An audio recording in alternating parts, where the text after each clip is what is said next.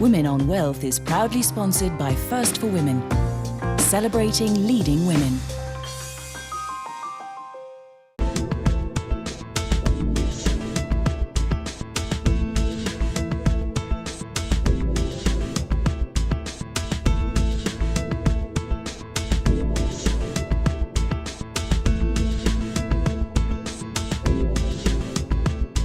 She left her role as CEO at one of South Africa's leading advertising agencies to start up her own consultancy focused on helping women rise to the top in this particular industry.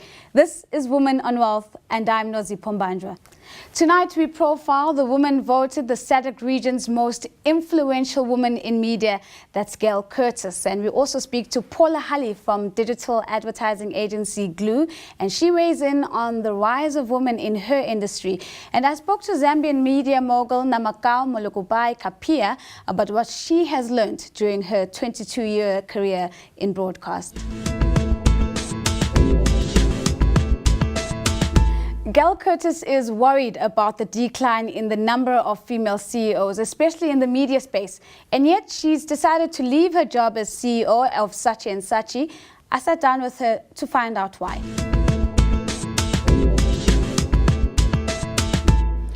Well, I think for my case in particular, I've got to look at what my next chapter is. And I'm reaching retirement age. So I think I've got a good excuse for moving out of the industry per se. But my next chapter is going to be to focus on empowering and helping other CEOs stay the distance in media. I've been deeply committed to women in the advertising and communication industry. I set up the Youth Education Training Initiative Trust many years ago, which develops skills for young people. And I really felt that I want to stay involved with helping other women. Well, you certainly don't look like you're near retirement age, I'll give you that much. But let's talk about your next steps and where you are now. Gail Curtis leadership, what are you trying to achieve with that?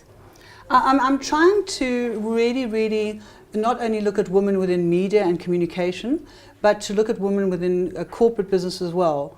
And you're absolutely right, having identified that there are not enough CEOs within the media industry, there are not enough CEOs within the corporate industry, and those that are in positions of strength are really finding it lonely. And I think that often they get taken into training situations that are not inspiring for them. And Gail Curtis Leaders is really focusing on one-on-one executive training, and with small groups of women where you really can have open, honest dialogue.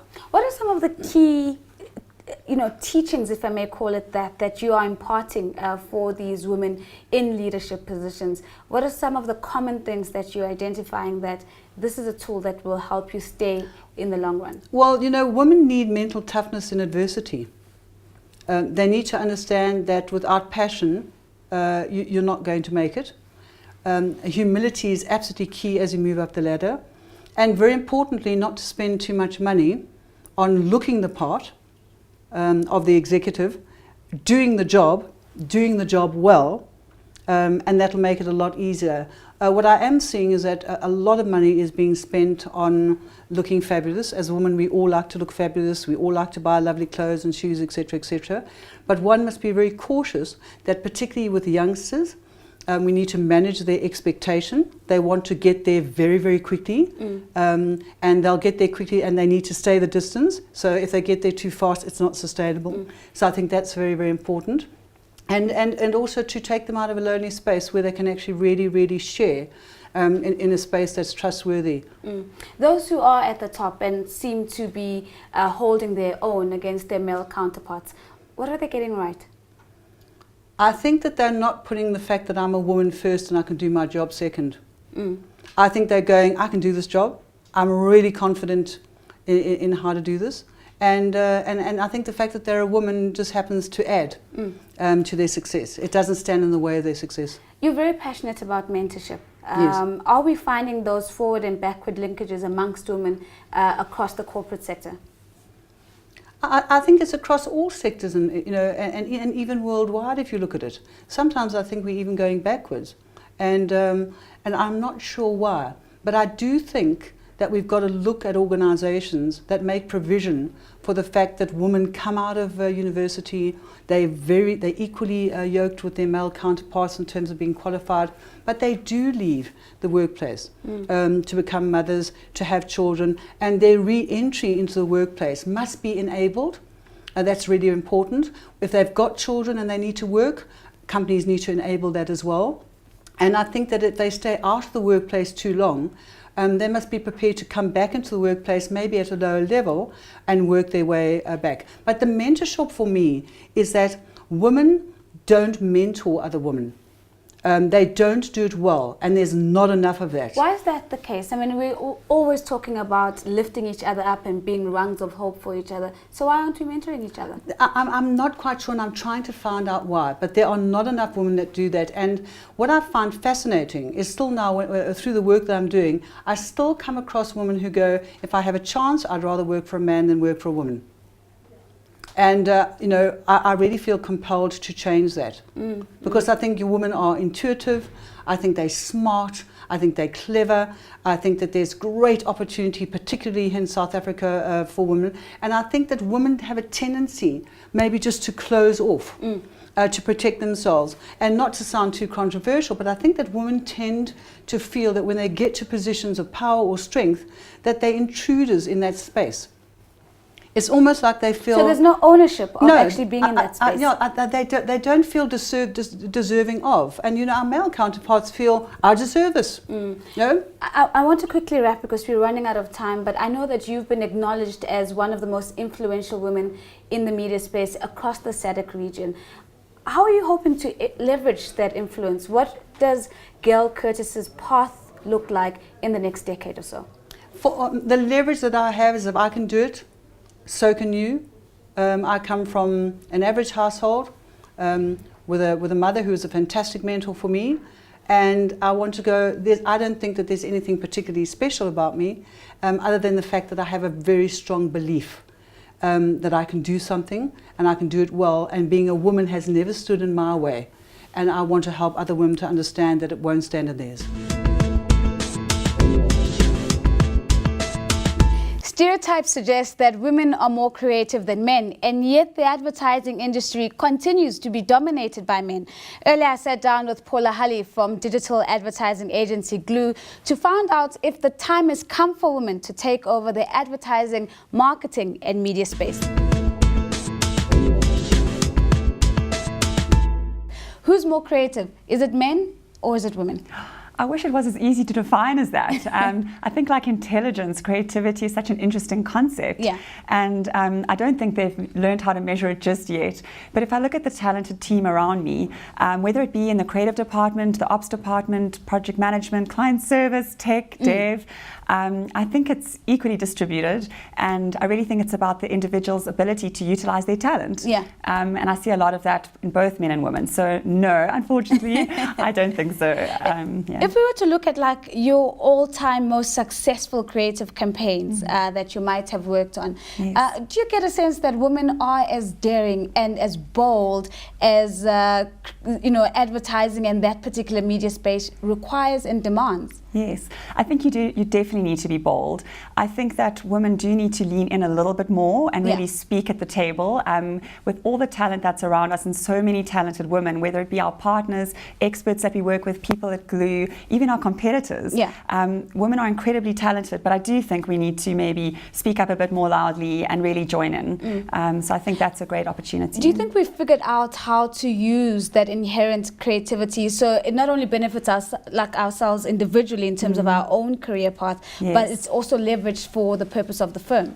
Right. I think it is important. I think as an individual, whether a male or a female, I think that you do need to be able to express that talent, and then it is up to the firm to really see that potential and invest in that potential with you and sort of challenge you along the way. And that takes you do need to be brave. And I think that would leverage your journey as well as the journey of the agency.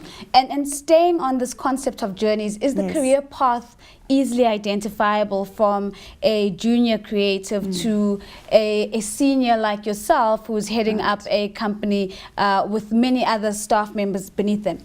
Right. I think, well, hopefully at Gloo, we do set out a clear path.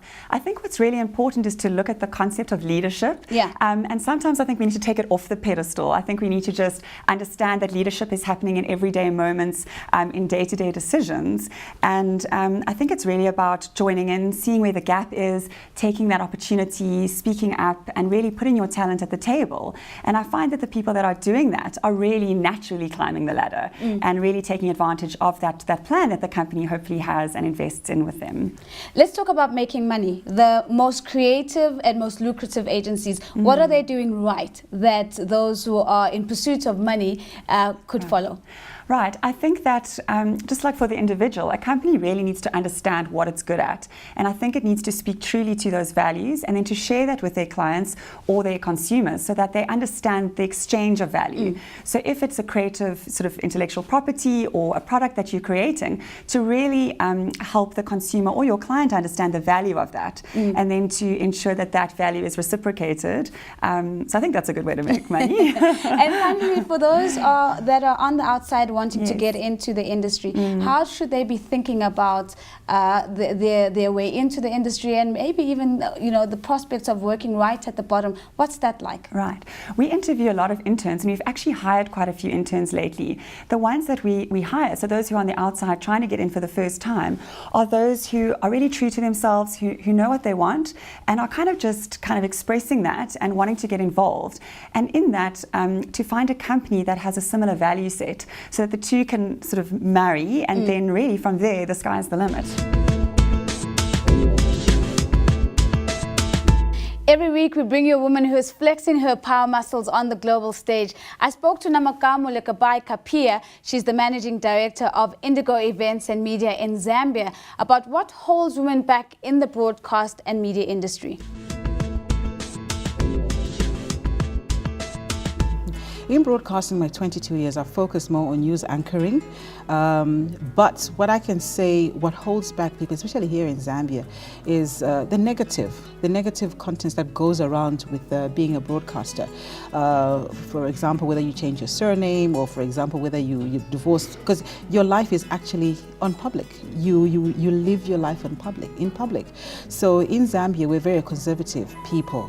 So you find that most people don't really want to bare their souls. I mean, I joined broadcasting when I was about 18 and a half. So I've literally lived my entire life. I'm 41 now. I've lived my life in television. I've been married, I've been divorced, been married again. So all that has happened in public view. So you've got to be very brave to actually broadcast in Africa. And that's all we have time for this week's episode of Women and Wealth. Be sure to pick up your copy of this Sunday's City Press to find out about another winning woman, Duke South Africa MD Shamla Chetty. Remember that we do like to talk to you, so do follow me on Twitter at Nozipombandra. And don't forget that our hashtag is Wow410. We would like to know who you'd like to see on the couch, and of course, who is redefining the concept of power in your world. Until next time, stay empowered.